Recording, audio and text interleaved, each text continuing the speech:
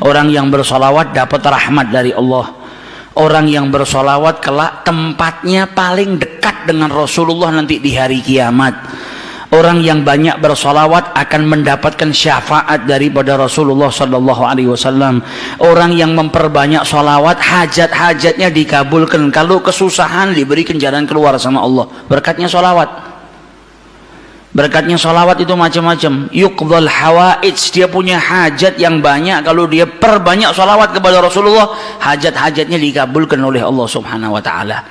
Sehingga dalam hadisnya banyak Nabi mengucap aktsiru, perbanyaklah solawat. Yang paling dekat dengan kau kelak di hari kiamat adalah yang paling banyak bersolawat saat di dunia. Para ulama menjelaskan al-iktsar, memperbanyak solawat itu paling sedikit dari kategori perbanyaklah solawat. Minimal kau baca 300 kali solawat dalam sehari semalam, jangan kurang, supaya bisa masuk dalam kategori orang yang memperbanyak solawat kepada Rasulullah Sallallahu Alaihi Wasallam. Apalagi di zaman-zaman seperti ini kita sudah harus lebih banyak bersolawat, dan solawat itu zikir. Al-Imam Abdullah bin Abi Haddad mengatakan Allah itu tahu manusia itu gampang bosenan, makanya Allah subhanahu wa ta'ala memberikan ketaatan itu macam-macam bentuknya. Zikir pun macam-macam, ada astaghfirullah, ada kalimat tauhid la ilaha illallah, ada tasbih, ada tahmid, ada solawat. Karena manusia itu punya tabiah bosen, malal. Kalau zikir itu cuma satu, ditakutkannya nanti sumpek, bosen. Kalau bosen akhirnya dia nggak memperbanyak. Tapi ketika ada banyak macam ketaatan, engkau bisa taat dengan sholat, engkau bisa taat dengan berzikir, engkau bisa taat dengan Allah subhanahu wa ta'ala dengan bersedekah. Macam-macam taat, macam-macam zikir ini menjadikan supaya kita tidak putus untuk ingat kepada Allah subhanahu wa ta'ala. Jangan sampai bosen. Pada dasarnya manusia itu cepat bosan, tapi bukan berarti terus saya bosan dengan istighfar, saya tak ganti ini. Jangan gantinya kita karena bosan, tapi diselang-seling supaya kebosanan tadi tidak timbul. Nah, salah satu yang harus kita perbanyak nanti di bulan Rabiul Awal, bahkan di hari-hari lainnya kalau bisa, yaitu sholawat kepada Rasulullah Sallallahu Alaihi Wasallam. Khususnya di zaman fitnah seperti ini, kita butuh banyak sholawat supaya dapat rahmat dari Allah subhanahu wa ta'ala, supaya kita diberi keselamatan oleh Allah subhanahu wa ta'ala. Dan manfaatnya sholawat banyak sekali. Sehingga diceritakan dulu ada satu orang punya utang 500 dinar. Dia punya utang banyak sama orang, kemudian datang waktunya semua pada nagih, maka dia kebingungan, nggak punya uang. Akhirnya dia pergi ke salah seorang saudagar, dia pinjam uang 500 dinar. Diberikan sama saudagar tadi. Sebelum diberikan ditanya, kapan mau kau kembalikan uang ini? Maka dia berkata, insya Allah di tanggal sekian saya kembalikan. Uang itu diambil, dia bayarkan hutangnya satu persatu. Selesai dibayarkan tidak tersisa uangnya. Nggak ada sisa modal untuk dia putarkan supaya bisa membayar hutangnya yang 500 dinar ini. Karena apa? Memang dia pinjam sesuai dengan kadar hutangnya. Sampai ketika datang waktu jatuh tempo, yang punya uang datang ke rumahnya nagih, mana uang 500 dinar yang kau pinjam? Kau janji hari ini akan melunasinya. Maka dia bilang, demi Allah, sepeser pun saya nggak punya. Saya belum mendapatkan apa-apa untuk saya bayarkan kepada dirimu. Maka yang punya uang nggak mau tahu. Engkau janji tanggal sekian mau kau bayar, sekarang sudah jatuh temponya, maka bayar hutangmu sesuai dengan ucapanmu. Dia bilang, saya nggak punya. Kalau begitu ayo pergi ke Qadhi, pergi ke hakim. Nggak benar ini perbuatanmu. Maka yang ngutang tadi dibawa sama yang punya uang ke hakim. Diceritakan perkaranya, ditanya sama hakim, kenapa tidak kau bayar hutangmu? Bukankah engkau berjanji hari ini akan melunasinya? Dia bilang, iya saya berjanji, tapi saya nggak punya uang. Saya bukan pengkhianat, bukan orang yang mau berdusta. Kalau berdusta saya akan bilang saya nggak punya uang. Nggak ada perjanjian di sini, nggak ada bukti. Tapi saya ngaku kalau saya punya utang dan hari ini saya nggak punya uang untuk saya bayarkan. Maka Qadhi berkata, apa? Kalau begitu kau melanggar janjimu, maka engkau harus dihukum, engkau harus dipenjara. Maka yang utang tadi bilang apa? Kalau begitu ya sudah, kalau memang hukumannya saya harus dipenjara karena saya nggak bayar utang, ya sudah saya terima. Tapi tolong berikan saya waktu 1 hari. saya mau kembali ke rumah saya mau izin dengan istri dan anak-anak saya, besok saya akan kembali ke sini lagi dan masukkan saya ke dalam penjara. Maka sang hakim berkata apa? Bagaimana mungkin saya bisa percaya dengan dirimu? Siapa yang menjamin dirimu? Kalau ada yang menjamin kau bakal kembali ke sini, maka saya lepaskan. Dia bilang, ya Ghadhi, kalau saya niat lari, sudah dari kemarin-kemarin saya lari. Kalau saya niat lari, saya nggak datang ke sini. Maka percayalah saya akan kembali di esok hari. Maka kata Ghadhi, jaminannya apa? Akhirnya lelaki tadi bilang apa? Jaminannya yang menjamin saya adalah Rasulullah Shallallahu Alaihi Wasallam. Maka sang hakim bingung. Maksudmu yang menjamin Rasulullah ini bagaimana? Dibilang, ya hakim, kalau saya besok nggak kembali ke tempat ini, saya bersedia ditolak menjadi umatnya Nabi besar Muhammad Shallallahu Alaihi Wasallam. Ini tidak main-main sumpahnya. Dan ini bukan sembarang orang, memang orang yang soleh. Dia bilang, berikan saya waktu sebentar, saya kembali kepada keluarga saya pamit dengan istri saya, besok saya kembali. Saya bersumpah dan saya siap dikeluarkan dari umatnya Rasulullah, nggak dianggap sama Rasulullah kalau sampai saya berdusta. Maka si hakim tadi mendengar sumpahnya seperti ini, akhirnya dipercaya. Kalau begitu kembalilah. Maka dia kembali ke rumah, dia ceritakan kepada istrinya, dia minta izin sama istrinya, suamimu ini mungkin besok di penjara karena nggak bisa bayar utang. Kata istrinya, kalau kau dihukum penjara, terus apa yang bisa membuatmu keluar sekarang ini? Kok tidak langsung di penjara, kok bisa kembali ke rumah? Kata suaminya, karena saya mendapatkan jaminan. Dari siapa? Dari Rasulullah. Dia ceritakan, saya bersumpah kalau saya nggak kembali di esok hari, saya rela tidak dianggap sebagai umatnya Rasulullah SAW. Maka istrinya berkata, selagi engkau ini mendapat jaminan dari Rasulullah, atau kau menjaminkan Rasulullah SAW, maka ayo kita perbanyak sholawat. Semoga Nabi besar Muhammad SAW benar-benar menjamin dirimu. Karena sholawat itu manfaatnya besar. Sholawat ini berkahnya luar biasa. Maka si suami sama si istri kemudian diperbanyak sholawat, membaca sholawat yang sangat banyak sampai mereka akhirnya tertidur. Yang laki yang punya utang tadi ketika tidur mimpi berjumpa dengan Rasulullah Sallallahu Alaihi Wasallam, dan Nabi dalam hadisnya telah bersabda, man ra'ani fakat ra'ani haqqa. Siapa yang mimpi berjumpa dengan diriku, maka sesungguhnya itu aku.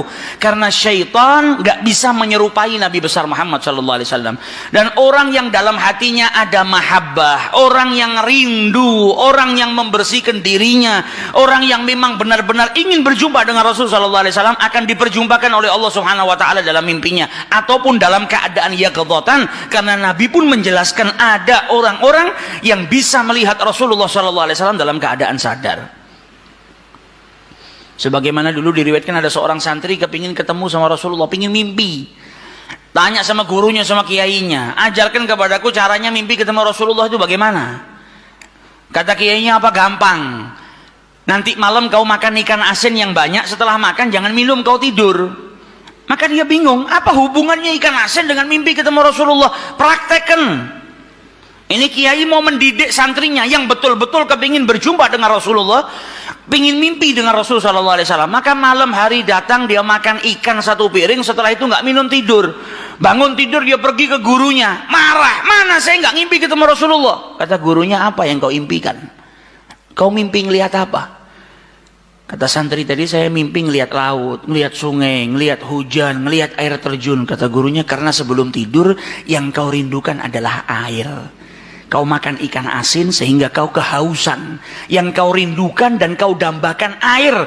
Maka apa yang kau rindukan dan apa yang kau dambakan datang dalam mimpi. Coba setiap kali kau tidur kau rindu dengan Rasulullah. Coba setiap kali kau tidur kau ingin sekali dan minta sama Allah Subhanahu Wa Taala agar diperjumpakan dengan Rasul Sallallahu Alaihi Wasallam. Maka kau akan diperjumpakan dengan Nabi besar Muhammad Sallallahu Alaihi Wasallam. Nah, ini yang diajarkan sama para ulama. Ini yang punya utang dari mimpi ketemu Rasulullah Sallallahu Alaihi Wasallam. Dalam mimpinya apa kata Rasulullah? Kau jangan takut, jangan gelisah. Orang yang mahabbah, baca sholawatnya bukan sekedar baca, tapi baca dari lubuk hatinya, baca dengan penuh kecintaan. Mimpi berjumpa dengan Rasulullah dan berkahnya sholawat tadi bisa menyelamatkan orang. hajat-hajatnya bisa dikabulkan, dapat pertolongan dari Allah Subhanahu wa taala.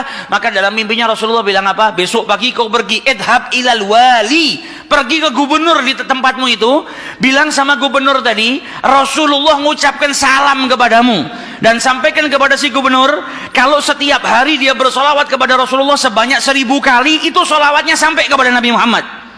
Dan sampaikan kepada si gubernur, tadi malam dia itu kebingungan baca sholawat sudah 1000 atau belum. Ada salah dalam menghitung sehingga dia itu gelisah, saya sudah 1000 atau belum. Maka sampaikan kepada gubernur itu bahwasanya sholawatnya sudah sampai 1000, jadi dia nggak perlu gelisah. Bangun dari tidur, dia mau kembali ke Ghazi, tapi sebelumnya dia pergi ke wali, pergi ke gubernur tadi. Sampai di rumahnya gubernur, dia sampaikan, wahai wali, wahai gubernur, Rasulullah menitipkan salam kepadamu. Kaget dia. Orang yang selama ini dia solawati, gubernur ini gubernur yang cinta kepada Rasul sallallahu alaihi wasallam, tiba-tiba ada orang yang datang bawakan salam dari Rasul sallallahu alaihi wasallam. Nabi Muhammad berkata kepadamu, wahai gubernur, solawatmu yang kau baca 1000 kali setiap hari sampai kepada Rasulullah. Dan tadi malam ketika engkau kebingungan solawatmu itu sudah 1000 atau belum, ternyata sudah 1000. Nabi ngabarkan kau jangan takut, jangan gelisah, karena solawatmu seperti biasa, istiqomah kau baca, jumlahnya sudah 1000. Dan Nabi Muhammad minta engkau bantu diri saya untuk melunasi hutang. Maka saking gembiranya dapat salam dari Rasulullah, dapat kabar kalau solawatnya yang selama ini dia baca sampai kepada Rasul sallallahu alaihi wasallam. Ditanya utangmu berapa? 500 dinar. Diambilkan 500 dinar dari Baitul Mal. Setelah itu diambilkan lagi 2.500 dinar dari uang pribadinya. Ini hadiah buat dirimu karena kau datang bawa kabar gembira kepadaku, yaitu Rasulullah sallallahu alaihi wasallam mengucapkan salam kepadaku. Mahabbah. Kita belum tentu, kalau mungkin andai ada orang yang mimpi berjumpa dengan Rasulullah, kemudian Nabi mengucapkan salam kepada kita, belum tentu kita bahagia sampai bisa mengeluarkan harta seperti itu. Tapi orang-orang yang mahabbah, kecintaannya sama Rasulullah luar biasa. Maka dia pulang dari rumahnya si gubernur tadi bawa uang 3.000 dinar. Utangnya cuma 500 dinar. Berkat sholawat dia bisa melunasi hutangnya. Maka dia pergi ke rumah qadhi, sebagaimana janjinya dia akan kembali. Dia ketuk pintu rumah qadhi, maka qadhi tadi ketika buka pintunya langsung memeluk orang tersebut, nangis yang luar biasa dan berkata apa? Alhamdulillah, berkat dirimu tadi malam saya mimpi ketemu Rasulullah sallallahu alaihi wasallam. Kata Rasulullah apa? Kalau engkau membantu orang yang punya utang itu untuk melunasi hutangnya, maka aku akan membantumu kelak di hari kiamat. Diambilkan uang 500 dinar diberikan kepada orang tersebut. Sampai qadhinya pun diimpiin sama Rasulullah sallallahu alaihi wasallam. Keluar dari rumahnya Ghazi bawa uang berapa? 3.500 dinar. Dia pergi ke tempat orang yang dia utangi mau bayar utangnya. Ketika sampai di rumah orang tersebut, orang yang dia utangi tadi sudah berada di depan rumah nunggu kedatangannya. Ketika ini yang punya utang datang, langsung dipeluk, dicium, sambil menangis mengucapkan terima kasih, berkat dirimu tadi malam saya mimpi ketemu Rasulullah. Kata Rasulullah, kalau kau bebaskan utangnya fulan, kelak kau akan aku bantu, aku berikan syafaat kepadamu di hari kiamat. Utangmu jangan dibayar, dan ini ada hadiah untukmu 500 dinar. Berangkat dari rumah punya utang 500 dinar. Berkat mimpi berjumpa dengan Rasulullah, utangnya terlunaskan dan ada tambahan 4.000 dinar. Berkat apa? Berkat sholawat yang dibaca kepada Rasulullah sallallahu alaihi wasallam. Jadi kita kalau baca sholawat ini bukan hanya berkahnya nanti di akhirat, bukan hanya nanti kita dapat syafaatnya Nabi, bukan hanya nanti kita dapat tempat yang dekat dengan Rasul sallallahu alaihi wasallam. Bahkan di dunia kalau kita ada situasi yang tidak menyenangkan, ada masalah, ada apapun, semuanya bisa hilang berkah daripada sholawatnya yang kita baca kepada Rasulullah sallallahu alaihi wasallam. Karena satu sholawat dibalas dengan 10 rahmat.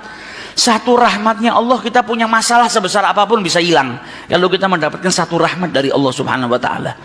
Sedangkan orang yang bersalawat kepada Rasulullah sallallahu alaihi wasallam, maka dia mendapatkan 10 rahmat daripada Allah subhanahu wa ta'ala. Maka dari itu datang bulan Rabiul Awal, ayo kita perbanyak sholawat kepada Rasulullah sallallahu alaihi wasallam. Kita niatkan supaya berkahnya itu bukan hanya buat diri kita, tapi buat seluruh umat Islam, khususnya saudara-saudara kita yang saat ini di negara kita dipecah belah.